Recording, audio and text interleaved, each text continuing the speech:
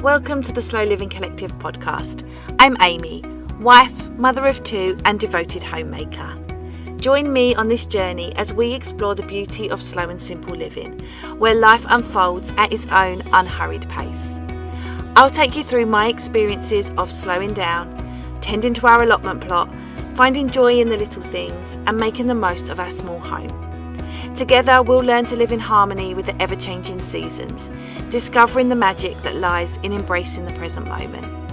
So let's embark on this enriching adventure towards a more intentional and fulfilling life.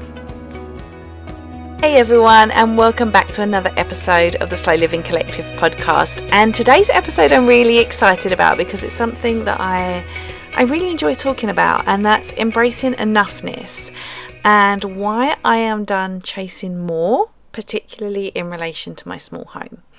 So let me tell you something that I learned a long time ago. More doesn't mean better.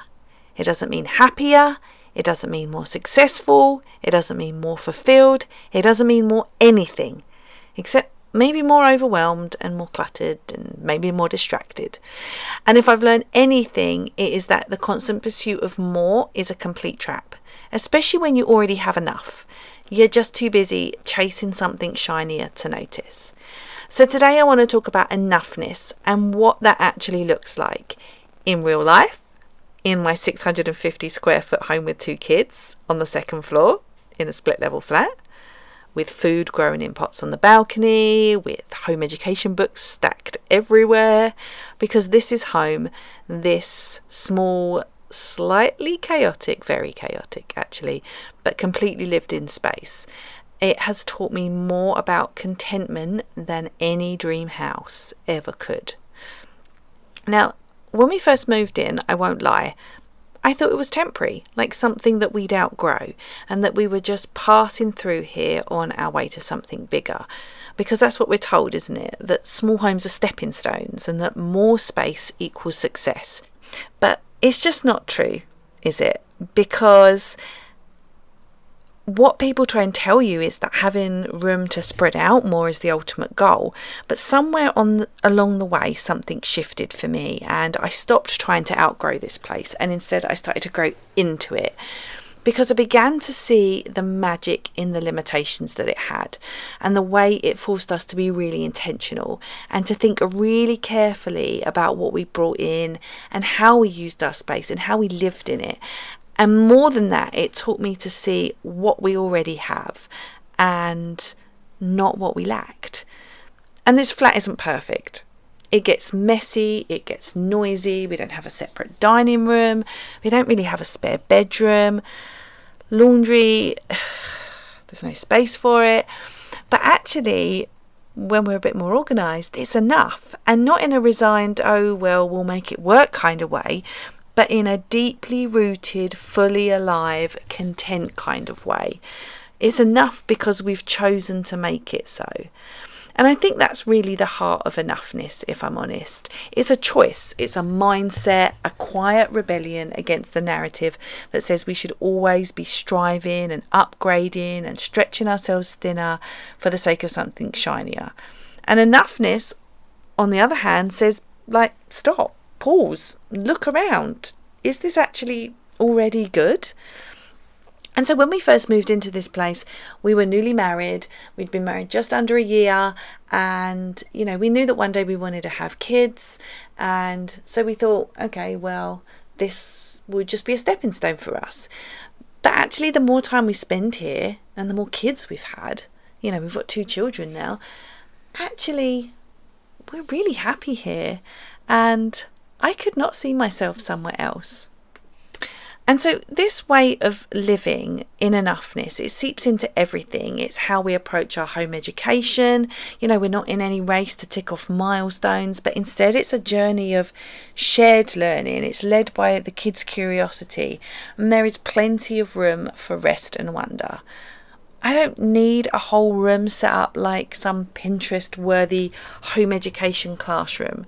We've got our play space, a bookshelf, we've got the table, the floor, and we have a whole world outside of our door, and that is enough.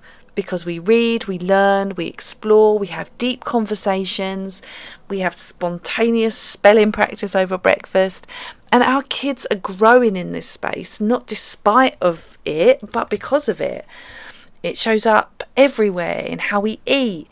From scratch cooking is, one of my most favourite things. And it isn't about having this big massive pantry or the fanciest tools or the biggest kitchen or having an island in the middle of your kitchen. It's just about simple ingredients made with intention. I don't need a bigger kitchen. I need a chopping board, a pan, and enough room to stir whatever I'm doing. We grow what we can in our balcony, our allotment. We cook what we have, and we eat like it matters, because it absolutely does. We can't grow everything. I don't think many of us can in a non-commercial way. We are not going to be self-sustainable anytime, ever. But we grow what we can, and we process it how we can. And yeah, I don't want more than that. I'm happy with what I have. Don't you want a garden for your kids? No, I'm actually okay. No, I don't really want a garden for my kids. My kids spend a lot of time outside. And no, to me, so where I live just north of London, for me to have a smaller home, but with a garden, I'm talking about at least 100 to 150,000 on top of my mortgage. I'm sorry, what? No, I'm not doing it. I'm not making our whole lives a stretch and a struggle when I don't need to. Why would I do that? We never pushed ourselves on our mortgage in the first place. And, financially things, touch wood, are better for us than they were when we purchased this place almost 9 years ago. And, we don't have a massively long mortgage. We don't have a massively high mortgage. And so, not now. And so, yeah, why would I change that? Why would I make things harder for us, for our family? Why would I do that and make us live less when we could live more in a smaller space? And, this idea of enoughness, it even shapes my business. I'm not chasing scale for the sake of it. I don't want a life that's so full of striving that I forget why I started.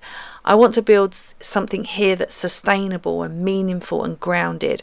And I want to create work that supports the life I love, not one that steals me away from it. Because success for me isn't about 6 figures or getting viral content. That's the last thing I want. It is about making a steady, honest income while staying really rooted in my values. And that's about having enough. And this is the thing, I think, that when you stop chasing more, you suddenly have the capacity to see what is right in front of you. And you notice the small joys, the light coming through the curtain, the sounds of your kids laughing, the way, a hot meal or a place in your home just anchors your whole day. And that is the richness of presence. And that richness doesn't take up any space at all. And I think our culture is really addicted to more. It's more productivity, more stuff, more square footage, more hustle. And I think deep down a lot of us are tired. We're full of life, and not in the satisfying way, in the overstimulated, overwhelmed, can't breathe kind of way. And in that state, even the most beautiful things start to feel like pressure. But when you embrace enoughness, you just create space for everything and for life to happen. And I've learned that I just don't need a bigger home to live a bigger life. I just need less noise and not more options. Fewer things, not more storage, less comparison. And, ironically, the more I let go of these things and of chasing these things, the more abundant my life feels. And enoughness particularly comes up, and, I kind of directed this episode around it as well, but comes up in terms of my home. And now, I mentioned that where I live is very expensive. And, but I've lived here all my life. So, I don't sort of buy into the narrative of like, well, you could just move somewhere else. I mean, I could just move somewhere else, but also my family wouldn't be there, my friends wouldn't be there, my whole network wouldn't be there, and I don't want to do that. I want to live here in a place that I love. And so, it's very easy to be like, well, just go and live somewhere else, or just buy somewhere bigger. And people have never understood, since I started talking about it, have never understood that I just don't want to, that I don't want to move somewhere else. People can't understand how I can be happy in a small 2-bedroom flat. And, like I alluded to earlier in the episode, don't you want a garden for your children? And it's like, but my children have the balcony, okay? And that freaks some people out, but of course I am with them every moment, watching them like a hawk. Of course I am. They also don't actually particularly go on the balcony. We have an allotment, and I really like I know it's not the same as like opening a door and letting children run out into the garden, which I'm sure is great if that's what you want. I love the intentionality of the allotment. And sometimes it's a space for me, sometimes it's a space for all of us, sometimes it's a home education space for us, and I just really love that. And I don't ever think, I think I'd quite like a garden. I just never ever think it. I never ever think it, because the practicalities of it, what it would cost, and I don't just mean financial cost, because obviously the financial cost is a lot, but what it would actually cost our family in terms of how we would have to restructure our lives, to me that's not worth it. So we have a life that we intentionally created from the day we purchased this home. When we purchased this home, we did it on one income, my husband's income, and we did that very intentionally so that there was always breathing room. And we've been very lucky. His job has it's changed a couple of times in that time, and we're lucky that his income has gone up with that. Now, we purchased this home on obviously an old income, on one income as well, and an income at the time that had breathing room on it. And we have not that many years left on our mortgage. We have not, in the grand scheme of things, not a huge amount of mortgage debt. And it would have to change our whole life, to be perfectly honest. And I know this kind of crosses over with home education as well, because a lot of the time people are like, I don't know how you can do it without 2 incomes, and it does take sacrifice in other areas. So you could say that living here is a sacrifice because it's something that is affordable on our one income, and it doesn't stretch us. It doesn't make it so that home educating me not having a full-time job and my business being something that I do secondary to home educating the kids. Now you could say that is the sacrifice that we make, but it's a sacrifice we're willing to make because home educating our children is the most important. And so I mean, it's difficult, isn't it? Because you could be like, well, are you settling because you want that life for your children, or is this what you really want? And I think it's both. I think it's both because I definitely don't feel like I miss anything. Home educating my children, being home with them, being here to witness their childhood is the single most important thing in my life. And that is what we want for them. But as a byproduct of that, being here makes a lot of financial sense. But above all of that, we are so happy here. I don't want to live anywhere else. And I'm not saying that because I have to settle for it, because I don't have to settle for it.